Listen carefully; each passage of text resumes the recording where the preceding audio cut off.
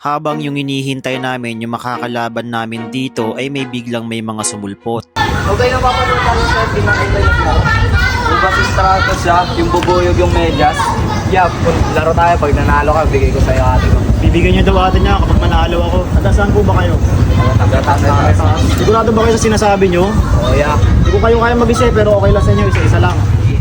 May kakalabanin pa kasi tayo ngayong araw na ito kaya sinabi ko sa kanila na 1-5 lang yung score. Hindi rin naman tayo pwedeng humindi kapag may nag-aaya sa atin ng on the spot. Kaya dito yung pinakamaliit lang muna yung pinili ko sa kanila para meron tayong warm up. Pero nagkamali ata tayo dahil marunong din tong batang ito. Sa unang possession nga natin ay hindi na ako nag-atubili na umiscore na agad tayo dahil marami pa tayong kakalabanin. At sa tingin ko nga hindi pang karaniwan tong mga kalaban natin dahil talaga nakaka-score sila sa atin. Kaya sa mga pagkakataon na to sinusubukan ko muna siyang pasayawin hanggang sa mabuwag yung depensa niya. Yung mga qualification pala ng mga batang to sumasali sila sa mga liga. Kaya yung makikita niya yung galawan niya dito napaka-shifty mag-dribble. Kaya sa mga pagkakataon na to sinusubukan lang muna natin sundan yung bawat galaw na ginagawa niya. Tinitignan ko lang din dito kung gaano ba talaga sila kaseryoso na bumantay sa akin. At yung habang pinapasayaw ko nga siya dito ng bawat dribble natin hindi siya natitinag hanggang sa dinerecho ko na lang ng biglaang layup. At yung susubukan niya nga dumirect dito sa right side nabasa natin yung gagawin niya. Kaya dito kahit anong pivot niya nabota pa rin natin. Hanggat maaari nga kailangan ko nang madaliin yung laban na ito dahil mamaya may laban pa ako. Kaya yung nakahanap ako ng space binigla ang layup uli natin. Hindi ko na masyadong pinapatagal yung laban kaya yung bantayan na ginagawa ko dito sasabayan ko talaga kaya nabota siya dito. At yung last score nga na ginawa ko dito hindi ko na masyadong kinumplikado yung mga dribble na ginagawa ko. Kaya yung nag sideways behind the fake tayo dito bigla ang tira na lang. Dali-dali ko na agad pinasalag yung pangalawang makakalaban natin at minis niya na dito yung bola. At yung sa atin nga napunta sumubok agad ako ng 3-poke na dribble hanggang sa diretso ko na lang ng biglaan sa kanan sa bibiglaang layup. At sa unang possession nga ng kalaban natin dito pinakikiramdaman ko pa kung paano ba siya umatake. Madali talaga ako sa mga pagkakataon na to kaya yung diniretso ko dito muntikan pa tayo mapatid at buti nga kamoy nagawang pa ng paraan. Medyo napagod ako doon kaya pinahinga ko na dito sa mismong possession niya. Gumamit lang muna ako ng 45 calibre na shotgun sa bibiglaang crossover sa left side then isang malinis na layup. Maganda sana yung mga ginagawa niyang crossover dito sa bibiglaang peke. Maganda rin yung footwork niya hindi lang pumasok. Yung gumagamit nga ako dito ng Dempsey roll dribble binagalang ko lang ng konti sa bibiglaang direction sa left side and then tira. Ang ganda nga ng pagkakapeke niya dito at pagkaka-explosive penetration sa bibiglaang layup. At yung sa uling possession nga natin dito china-challenge ko kung hanggang saan bang depensa yung kakayanin niya kaya dito pinapasayaw ko siya ng lubusan. At yung nakahanap ako ng space dinerecho natin sa bibiglaang tira. At yung pagkatapos nga ng laban namin pinasalang ko na agad yung huling makakalaban at nagulat ako kung meron pang isang paparating na may daladalang sapatos. Gusto niya rin daw atang sumubok dito pero sabi ko sa kanya wait lang. At yung sa unang possession niya nga dito sabi daw ng mga kasama niya siya daw yung pinaka mas marunong sa kanila. Kaya hindi na ako nag-atubili na gumamit agad ng 2+2 dribble sa bibiglaang salaksak sa right side and then layup. Maganda yung mga dribble na ginagawa niya dito at gumagamit pa nga siya ng mga hesitation fake. At yung sinubukan niya nga ditong gumamit ng footwork akala ko travel yun pala hindi. Kaya sa mga pagkakataon na to hindi natin pwedeng biruin yung kalaban kaya dinediretso ko na lang. Shoutout nga pala kay Mark yun sumusuporta sa atin Grabe nga yung ginawa ng kalaban natin dito napakalakas ng crossover. Panis ako dito napasabay tayo sa bibiglaan tira at wala na nagsasapatos na yung panghuli natin makakalaban. Kaya sa mga pagkakataon na to binibilisan ko na yung laban at gumamit lang ako ng stand-alone dribble sa bibiglaang diretso sa kaliwa and then layup. Sunod lang naman ako sa mga atake na ginagawa niya at dito nga isasabayan pa natin at buti hindi pumasok. Gumamit nga ako dito ng spin move kahit wala naman tayong iikutan sa bibiglaang diretso sa kaliwa and then biglaang tira. Yung sa huling possession niya nga napakaganda ng ginawa niyang peke dito. Nahirapan siyang tumira pero nagawan niya pa ng paraan kahit papaano. At yung sa last score nga na gagawin natin gumamit muna ako ng 3-poke para siguradong maka-score na talaga tayo dahil yung final boss natin mahihirapan tayo mamaya. Robin!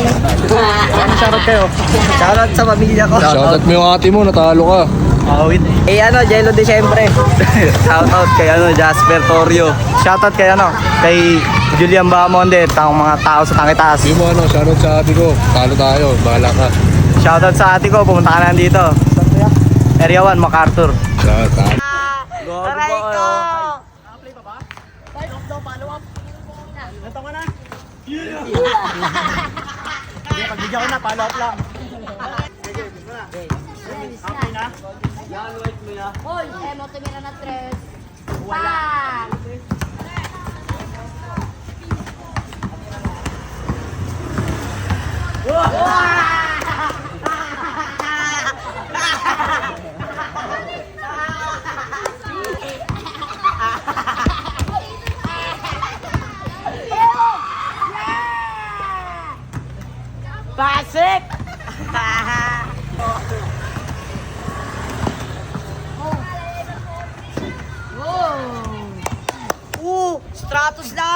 Ang malakas. Bubuin ka mo.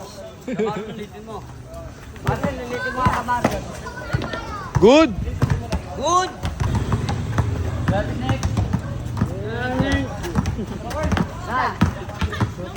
Yeah. Ooh.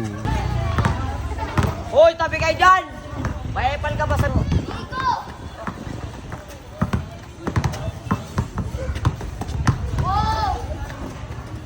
Nagsapatos pa. Ako na ito ah. Hanggang 5 lang. Inawalan. Olas. Pensa mo nga, Mong. Depensa po si Emong. Mong, huwag mo kami paya. Stratus. Stratus. $1. Ila. Wow! Shoutout. Ila, chatas. Yan! Yan!